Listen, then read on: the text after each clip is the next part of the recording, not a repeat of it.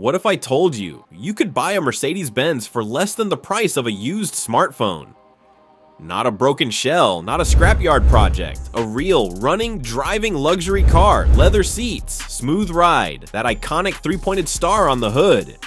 Sounds insane, right? But here's the truth, people are doing it every single day. Cars that once cost $50,000, $60,000, even more are now selling for just $3,500. So the real question isn't, can you buy one? It's, should you? Because behind that unbelievable price tag, there's a story most people don't tell. This is the reality of buying a cheap Mercedes and why someone would actually choose to do it. Chapter 1.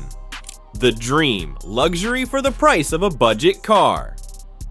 At first glance, it feels like you found a loophole in the system. You're scrolling through listings and suddenly you see it. A Mercedes-Benz, clean body, elegant design, price $3,500. For a moment, it doesn't even make sense, because in your mind, Mercedes still represents something bigger: status, engineering, prestige. And yet here it is, priced like an old economy car. This is exactly what pulls people in. At this price point, you're not comparing it to other luxury cars. You're comparing it to basic vehicles, compact sedans, older hatchbacks, entry-level models, and suddenly the decision feels obvious. Why buy something boring when you can have something that feels premium? You're getting soft leather interiors, smooth suspension, solid build quality, a design that still turns heads. Even if the car is 15 or 20 years old, it still feels expensive. That's the magic of older luxury cars. They were built in a time when automakers prioritized comfort and engineering over cost cutting. So even today, they offer an experience that cheap modern cars simply can't match. And that's why people take the risk, because for $3,500, it feels like you're getting way more than you paid for.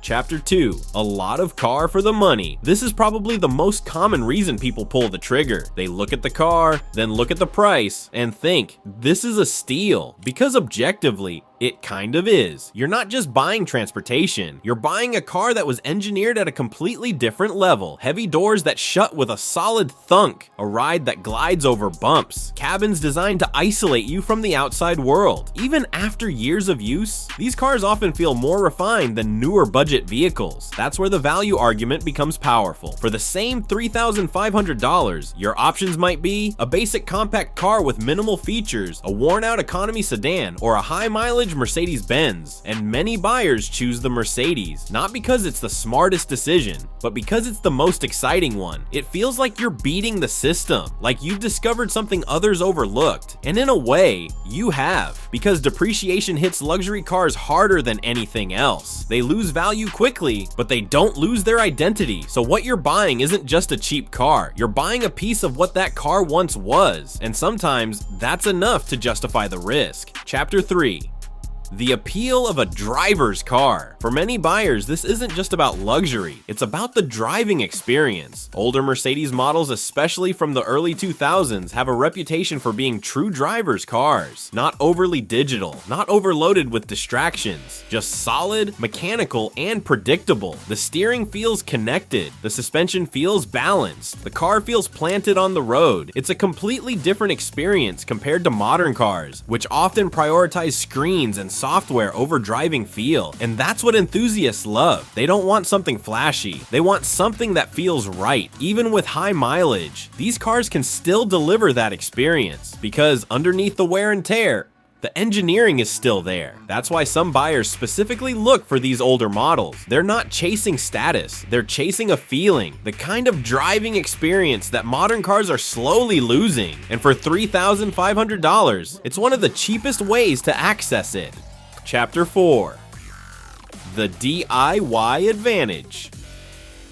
Now here's where things get interesting. Not everyone who buys a cheap Mercedes is taking a blind risk. Some buyers know exactly what they're doing. They have tools, they have experience, and most importantly, they're not afraid to get their hands dirty. For them, this isn't just a car, it's a project. Because the biggest cost of owning a luxury vehicle isn't always the parts, it's labor. Take that away, and suddenly the equation changes. A repair that might cost $1,000 at a dealership could cost a fraction if you do do it yourself. And that's how some people make these cars work. They accept that things will break, they expect maintenance, but instead of seeing it as a burden, they see it as part of the experience. Fixing the car becomes part of ownership, and over time, they build a deeper connection with it. For these buyers, the $3,500 Mercedes isn't a gamble. It's an opportunity to own something special without paying luxury level costs. But this only works if you have the skills, because if you don't, this same car can quickly become a financial nightmare.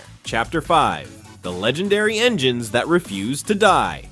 One of the biggest reasons people trust these cars is what's under the hood. Certain Mercedes engines have built a reputation for durability, engines that can handle high mileage and still keep going. We're talking about powertrains that, when maintained properly, can last hundreds of thousands of miles. And that changes everything, because even if the car has 200,000 kilometers or more, buyers know the engine might still have life left in it. That's especially true for older diesel engines. Certain petrol engines known for reliability, these aren't fragile, high-strung systems. They're built to last, and that gives buyers confidence. They're not just buying a worn-out car, they're buying something with a proven track record. Of course, this doesn't mean the entire car is reliable, far from it, but knowing the engine is solid makes the risk feel more manageable. It's like having a strong foundation, even if everything around it needs attention. And for many buyers, that's enough to take the leap. Chapter 6: The comfort that still feels expensive, even after years of use. One thing often stands out immediately: the comfort. Sit inside an older Mercedes, and you'll notice it instantly. The seats are softer, the ride is smoother, the cabin feels insulated. It's not just about luxury features, it's about how the car makes you feel. Relaxed, calm, in control, even at high mileage. That core experience often remains intact, and that's something cheap cars struggle to replicate. Because comfort isn't just about features, it's about design, materials, and engineering. Things that don't disappear overnight. So even when the car is old, it still carries that DNA. And for many buyers,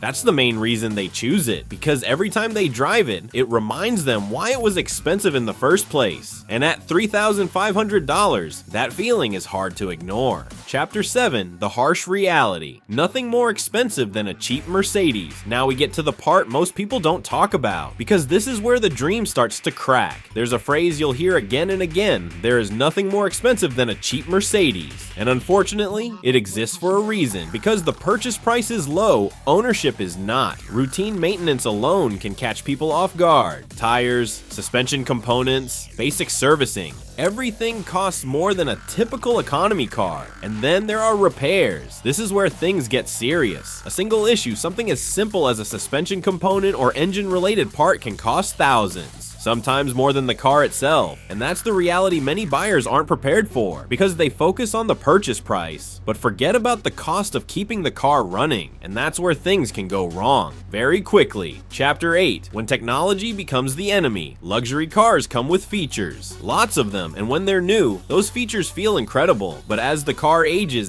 they become a liability. Complex electronic systems, adaptive components, comfort features, all of them can fail. And when they do, they're not cheap to fix. Things like electronic seats, sensors, advanced suspension systems. These aren't simple mechanical parts. They're complicated and expensive. And in many cases, they're the reason these cars are so cheap in the first place. Because previous owners didn't want to deal with them, so they sold the car, and the cycle continues from one owner to the next, each one hoping they won't be the one stuck with the big repair bill, but eventually, someone always is. Chapter 9: The hidden cost of age. Even if the engine is strong, and then the car drives well, time takes its toll. Rubber parts degrade, seals wear out, gaskets begin to leak. These aren't dramatic failures. They're slow, inevitable, and constant. And fixing them adds up, because it's never just one thing. It's always something new. A small issue today, another next month, something bigger later on. And that's what makes ownership unpredictable. You're not just maintaining a car, you're managing its age. And no matter how well it was built, age always wins eventually. That doesn't mean the car is bad. It just means it requires attention, constant attention. And that's something every buyer needs to understand. Chapter 10: Who this car actually makes sense for. So after everything, Who would actually buy a $3,500 Mercedes? The answer is simple, not everyone. This kind of car makes sense for a very specific type of person. Someone who understands the risks, has mechanical knowledge, can handle repairs, is financially prepared for unexpected costs. For them, this isn't a bad decision, it's a calculated one. They're not expecting perfection, they're expecting problems, and they're ready for them. For these buyers, the car becomes more than just transportation. It has become a hobby, a project, something to learn from. And in that context, it makes perfect sense. But for someone looking for reliability, low costs, and peace of mind, this is the wrong car, completely. Chapter 11, high risk, high reward. At its core, this decision comes down to risk, because that's exactly what it is, a gamble. You might get lucky, you might find a well-maintained car with minimal issues that runs beautifully for years, or you might end up with a car that constantly needs repairs, draining your time, your money, and your patience. That's the reality. There's no guarantee, but that's also what makes it exciting, because when it works, it feels incredible. You're driving a luxury car for the price of a budget one, and that feeling is hard to beat. But when it doesn't, it can quickly become one of the most frustrating ownership experiences possible, and that's the trade-off always. Chapter 12, why I bought one anyway. So after all of this, why would anyone still go ahead and buy one? Because sometimes logic isn't the only factor. Sometimes it's about curiosity, about experiencing something different, about owning a piece of automotive history. For $3,500, the risk feels acceptable. Even if things go wrong, you've still had the experience. And for many buyers, that alone is worth it. They're not chasing perfection, they're chasing something memorable. And that's exactly what a cheap Mercedes delivers. Whether it's good or bad, you won't forget it. The truth behind the $3,500 Mercedes. So here's the truth, buying a $3,500 Mercedes-Benz isn't about finding a perfect car. It's about understanding the trade-offs. You get luxury feels strong engineering, a unique driving experience, but you also get higher maintenance costs, unexpected repairs.